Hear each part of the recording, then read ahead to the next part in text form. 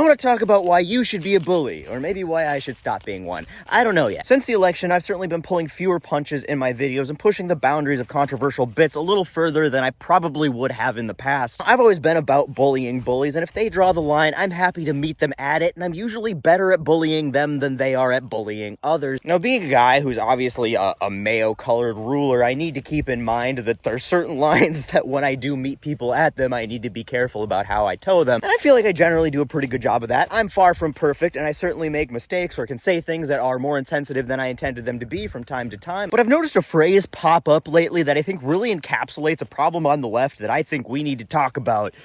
Again, that phrase is the what we're not gonna do is crowd. And okay, Becky, I don't know what we are going to do, but what I am going to do is continue bullying bullies. This basically happens every single time somebody on the left calls out an issue that somebody else on the left doesn't feel like was the appropriate way to call that issue out. Which is, you know, what the left does best. Par for the course. We love eating each other. Who needs enemies when you have friends like us? Like when Emily Wilson, a girl with a large mainstream and social media platform, makes a statement like, only conservative women are attractive, which is laughable to anybody who's ever seen a Trump rally, and that all liberal women are just ugly, blue-haired, nose-ring-wearing baristas. And the response to that is pointing out that when she's on TV and doesn't have 47 TikTok filters, she's a drunk six at best, so she might want to slow her roll. It inevitably gets a few of the what we're not gonna do is crowd to come out and be like, what we're not gonna do is drag a woman's look, no matter how bad or awful she is. And while I get the sentiment, I really do, that's the precedent that the bully set, and that's the precedent that the bully cares about. See, her self-worth comes from her believing that her appearance makes her superior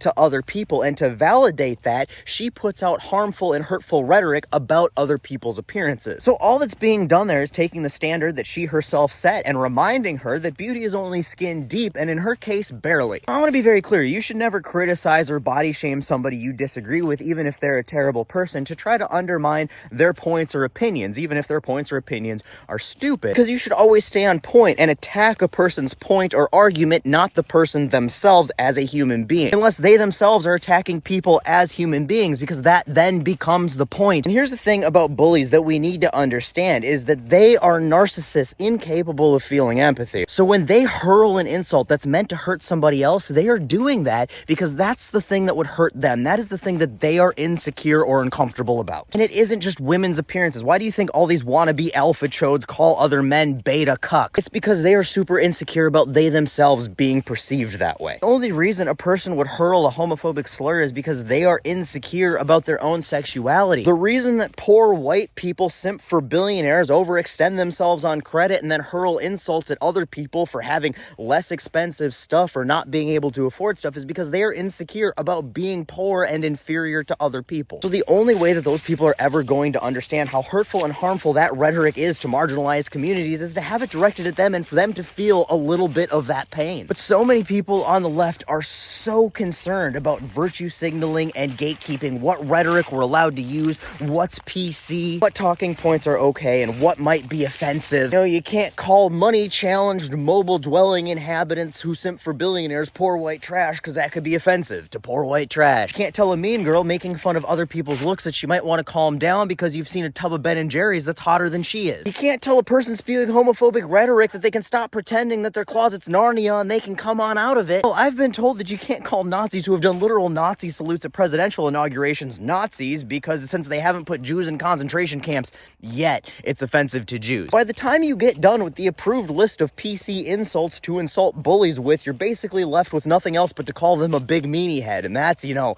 a real fucking zinger. That's pointless because the whole point is to shame them into being less shitty people, or at least get them to shut up about how shitty a people they are, and the only way to do that is to be a little fucking offensive in the ways that is going to cut them the deepest. I'm not saying this and, you know, the Matt Rife shitty comedian can't write an actual good joke, so says that you can't say anything anymore because people get too offended type of way. Not at all. If you are making overtly sexist, racist, homophobic comments or anything that undermines vulnerable people or just people in general for being who they are for no particular reason other than you're trying to be edgy, you're just a shitty person and a bad comedian. But that's the thing, right? 99% of the people on the left get this. They don't find this offensive at all. It's just a very loud handful of virtue signalers. And none of them ever seem to belong to the communities that they're telling you you're being offensive to. It's always that guy who plays acoustic guitar barefoot in the quad named Chad who's suddenly offended for everybody else. And it's because of those people people that safe space needing conservatives accuse us of always needing a safe space. Well, that, and they're again doing their bully projection because they need safe spaces from literally everything, you know, brown people, gay people, trans people, Starbucks cups that aren't Christmassy enough, Bud Light, people who don't stand for the national anthem. Anyway, my point is that we need to be bullying people for being shitty people, right? And we can't do that if we're not allowed to bully them on the things that will make them feel bad about being shitty people. And I also totally understand that there is a fine line to walk there, especially when you are, you know, this. But let the people in those communities that you're worried about offending, let us know if we've gone too far. Don't make that decision for them and waste our time fighting each other instead of fighting the bigots. And I really wanted to end this video with a comment I got from a trans follower that I thought proved this point beautifully, but all of these platforms curate our fucking comments and they magically disappear. No joke, if I switch accounts from like my personal accounts to my creator accounts and look at the comments on the same video, I will see different comments and it's never all of the comments. But anyway, the gist of it was my strategic misgendering of Kara Cunningham, formerly Chris Crocker, for her support of Donald Trump and all of his anti-LGBTQ rhetoric. This is a trans person throwing her entire community under the bus, and to drive that point home,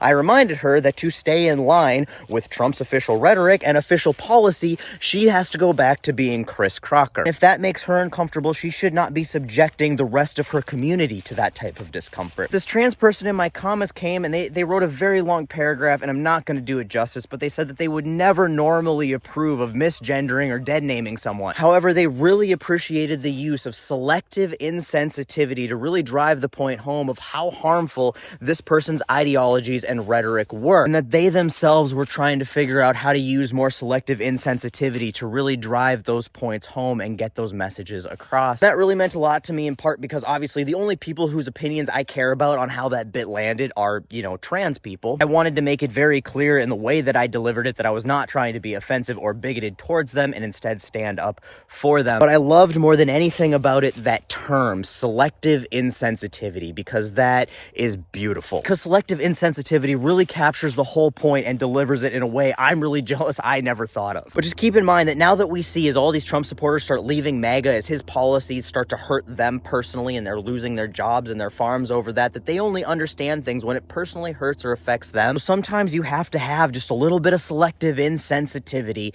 to let people know that what they're doing is hurtful and harmful to others because it's hurtful and harmful to them.